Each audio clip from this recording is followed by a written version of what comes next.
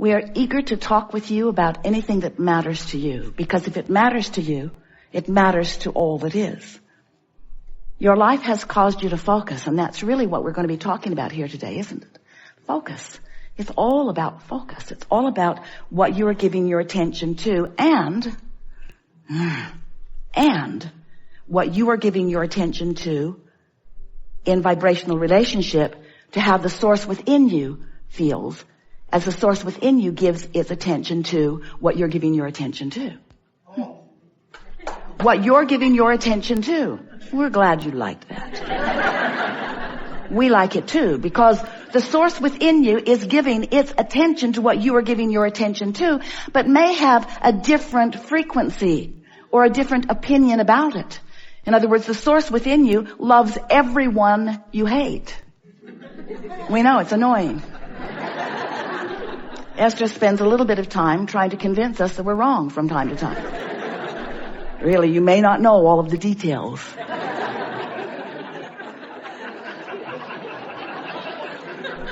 But the source within you is aware of what you're aware of and has a frequency that is being offered, and we want you to know it's the dominant frequency. It's the frequency that will survive your physical death. Didn't mean to bring that up, but it will. It will survive. That leading edge part of you will survive when you reemerge into non-physical. And so we just want you to know that you can have your blending with that right here, right now, on the subjects, in the conversations, in the moments that are most important to you, right here, right now. That's what you really want. You said, I'll go forth into a physical environment and I will explore it to my fullest capacity. That's what you said. We told you we would remind you. It's annoying now, we know. I will explore it to my fullest capacity, and in doing so, I will become aware of what could be better about that specific thing in this specific instance. And when that awareness of what I don't want is vivid within me, I know, you said, because you knew, that in knowing what I don't want, that a clear awareness of what is wanted would be born at the same time. And isn't that always the way that it is? Don't you always know more clearly what you do want when you're right smack dab in the middle of what you don't want? Isn't that when it becomes clear? Now you don't do. We love you very much. You know there's something coming after those words. We love you very much. You don't do a very good job of being a vibrational match to what you do want when you're just experiencing what you don't want, because what you don't want has your, in many cases, full attention. Your physical, human, undivided attention. And often, in speaking about what you want, even though you're using positive sounding words and maybe even smiling as you say them, as you're talking about what you want, often the reason that you want it is because you don't like not having it. And so your words, but more important, your vibration is all laced with the absence of what you want. And you just can't allow what you want into your experience when you are vividly active in the vibration of what you don't want. It just doesn't work that way. And you can't speak enough words or pull enough strings or influence enough people through your pulling of strings and offering of words to buck your own current. And it is your own current that we're talking about here. The current between you and you. The vibrational alignment or resistance between who you really are and who you're letting yourself be right here, right now, in this moment of the emotion. So, in wanting you to understand this, we began by saying, you know, you are more than you see, and many of you said, okay. And then we said, and you create your own reality. Seth coined those words, and many of you said, yes. And then you said, yes. We create our own reality? That seems like responsibility. And I'm certain that I wouldn't create this reality, this specific thing, because I don't want it. Why would I create something unwanted? And we say, we didn't say that you create it on purpose. We said you create it. You create it by your attention, by your focus, by your vibrational stance, by your point of attraction. Because whatever you're giving your attention to has a vibrational frequency. And as you focus upon it, you offer that frequency. You become that frequency. It becomes your point of attraction. And law of attraction answers your point of attraction with other things like it. So when you're knowing what you don't want, law of attraction is saying, well, you might not like this too, here. Oh, you might not like this either, here. How's it going? Want some more? How about this? How about this? Now the wonderful thing about that is, in knowing what you don't want, you're launching these rockets of what you do want. But the question that we want to put to you is, how long will it be once you've launched that rocket of desire before you become aware that you're not lined up with it and you make some effort to become a vibrational match to it? And that really is what the art of allowing is all about.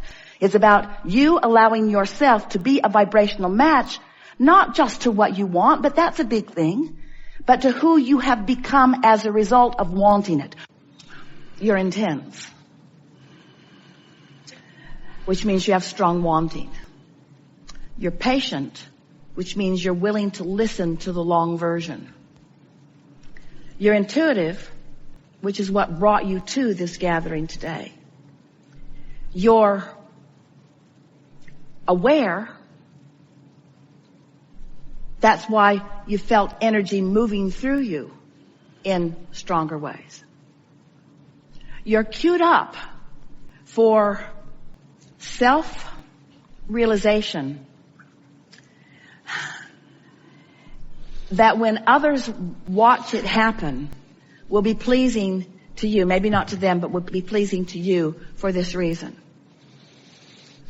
We've been talking about energy. We've been talking about source. We've been talking about God. We've been talking about emotions. We've been talking about energy. We've been talking about flow. We've been talking about stifling and blocking. We've been talking about flow. But now we want to talk about cars. We want to talk about houses. We want to talk about lovers. We want to talk about mathematical equations. We want to talk about science. We want to talk about invention. We want to talk about creation. We want to talk about musical projects. We want to talk about books that you are writing. We want to talk about children that you are playing with and that you are raising. We want to talk about relationships that you are forming. We want to talk about the beautiful things in the world that you are attracting to you.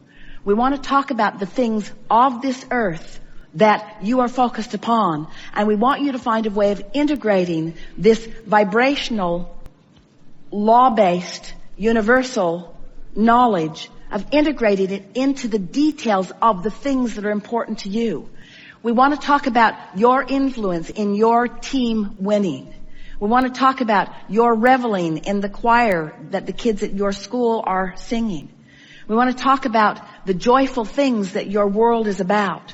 We don't want to distract you from the details of this physical life.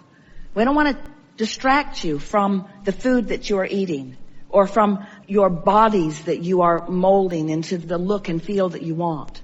We don't want to distract you from anything that is of a physical nature. We just want you to look at the things that you are desiring and that are around you that are of a physical nature through the eyes of vibration, through the eyes of emotion, through the eyes of empowerment, from the eyes of assistance. We want you to allow yourself to integrate the broader perspective of Source into the details of your life. We want to say to you that when you are involved in the details of your life, and this is what you're bringing to this conversation, when you are involved in the details of your life, and you are not conscious in the moment of your alignment, that's where overwhelmment comes from. When you are involved in the details of your life and you are in conscious concert with alignment, that's when your ecstasy comes. That's when your passion comes. That's when your thrill comes. Those are those high points that you keep wanting to bounce to another and to another and to another. In other words, there is no aspect of your life that will not be immediately enhanced by your conscious awareness of these things that we've talked about here today. So yes, you are physical and you are beautiful. And your homes are magnificent and becoming more so. And your inventions are becoming more, and your life is becoming more delicious. And your ability to interact and interface with one another is becoming smoother and more as you want it to be every single day. But if you extract from the equation of the life that you're wanting to live, the vibrational basis of it, then you have no power or control. And when you reinsert it into the conversation, and you are mindful of the way you feel, and you are directing your thoughts energetically, not just subject by subject, but feeling by feeling. Now you've got control of your life experience, and you will shine a light all around you that others will flock to, asking you continually, what is it that you know that I don't know? And your answer will be general. You will say, I've discovered that life is supposed to be fun and that it can be if I will allow it. I've discovered that all people are good and the best of them will come to me if I will allow it. I've discovered that there's nothing that is big enough that deserves my attention at pushing against, and that every time I let something be big enough that I push against, I slow myself down, I shoot myself in the foot, I diminish my joy, and I waste my moment in time. And if they ask further, if they say, well, how is it that you know these things? Say to them, it came natural to me. Once I got a glimpse of it, I remembered that I knew it when I was born. It's a dream that I believe that I knew. I think it is the reason that I came forth. I do not believe that I came forth to struggle or to suffer. I believe that I came forth to revel in the living of life. I believe that I've been given the free will to make my choices about life. I believe that I'm backed up by a source so powerful and so loving that I cannot even find the words to describe it. And I believe that the presence of that is with me in every moment that I allow it. And somehow I keep figuring out how to allow it a little now, and how to allow it a little now, and how to allow it a little now. And if they're still listening, and some of them will be, they may say, and how is it that you've discovered? What is it that you do? How do you allow this thing that feels so good to you? How do you allow it when your children are fighting or when someone is suffering? How do you allow it then? And you say, I can't allow it then. My attention to that deprives me of my ability to allow it. So I had to learn how to focus. And I practiced by looking at the best of life until I practiced the vibration of that. And then their logic will bring them to this. They will say, well, how is it that you dare to turn your eyes away from those who need you most? And then you give them the answer that they all are looking for, but that few are ready to hear right here and now in the midst of their trouble. You say, I turn the other cheek, because in turning it away from what troubles me, in turning it away from the problem, I turn it toward the solution. I've tuned myself to the solutions of life. I've tuned myself to the frequency that provides me with the solutions. So while I welcome problems because solutions are so fun to find, I stopped wallowing in the problem. We have enjoyed this interaction more than these words can explain to you. But we've been zapping you with the sonar of a dolphin all day today. It is our knowing that you have moved to a different vibrational place than you have been before. We want to say to you that we make too much of all of this, that if you would just find a reason to be playful and play. We encourage you, get together with your funnest of friends and spend time with them. We encourage you, go to your favorite places and focus upon them. We encourage you, get out the music that sounds the best to you and play it frequently. We encourage you, do those things that feel the best. Let those be the priority that are on your to-do today list. Put the things that don't feel good on someone else's list. Put the things that don't feel good on the list that says, maybe someday, but not today. Put them on the list that says, maybe someone else is ready to do this, but I've moved beyond it. I am a seeker of joy. Today, no matter where I go, no matter what I'm doing, and no matter who I'm doing it with, it is my dominant intent to look for what I'm wanting to find, to look for those things that feel the best.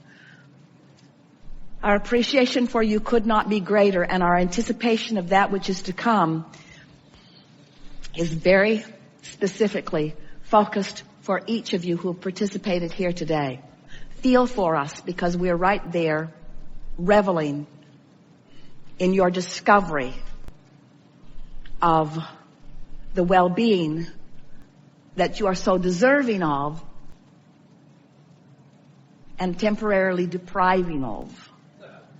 There is great love here for you. And as always, we remain